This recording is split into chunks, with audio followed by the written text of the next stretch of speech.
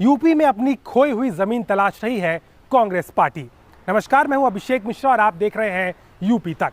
UP तक में आज हम बात करेंगे कांग्रेस पार्टी की, जो लगातार उत्तर प्रदेश में अपने संगठन को मजबूत करने के लिए लगी हुई है।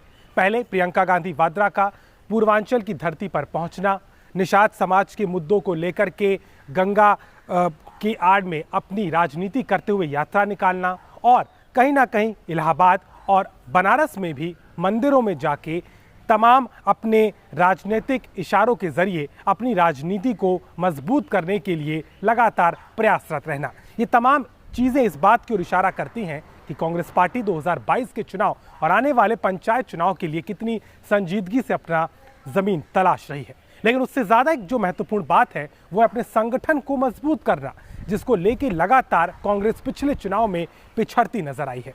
यही कारण है कि अब कांग्रेस पार्टी ने गोरखपुर में पूर्वांचल में 11 जिलों के 155 बूथ अध्यक्षों के प्रशिक्षण के जरिए अपने आप को जमीन स्तर पर तैयार करने की तैयारी की है।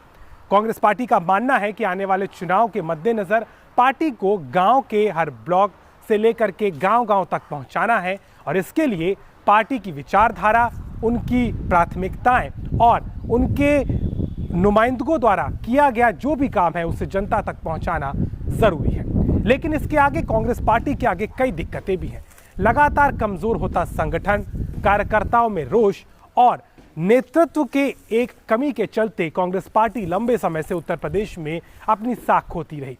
यही कारण है कि साल 2014 के बाद 2017 और 2019 के लोकसभा चुनाव में भी पार्टी को लगातार नुकसान हुआ। हाल ये है कि मात्र गिनती भर के विधायक रह गए हैं और सांसदों का तो हाल ये है कि सिर्फ और सिर्फ सोनिया गांधी ही रायबरेली का प्रतिनिधित्व करती हैं। उत्तर प्रदेश में अपने संगठन को मजबूत करने के लिए प्रियंका गांधी वाड्रा लगातार अपने कार्यकर्ताओं और अपने पदाधिकारियों के साथ बैठक करके रणनीति बना रही हैं। लेकिन अपने पदाधिकारियों के अलावा जमीन पर पार्टी की सोच को ले जाने के लिए बूथ अध्यक्षों की अहम भूमिका होगी।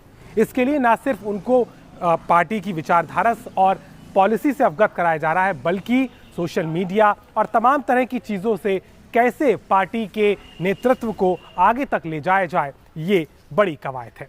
हालांकि कांग्रेस के आगे बड़ी चुनौतियां भी रहेंगी, क्योंकि लगातार अपनी जमीन खो चुकी कांग्रेस पार्टी को संगठन के साथ साथ अपने कार्यकर्ता और अपने काडर को भी मजबूत करना है। उत्तर प्रदेश में आने वाले विधानसभा चुनाव के मद्देनजर ये तैयारी बहुत अहम है।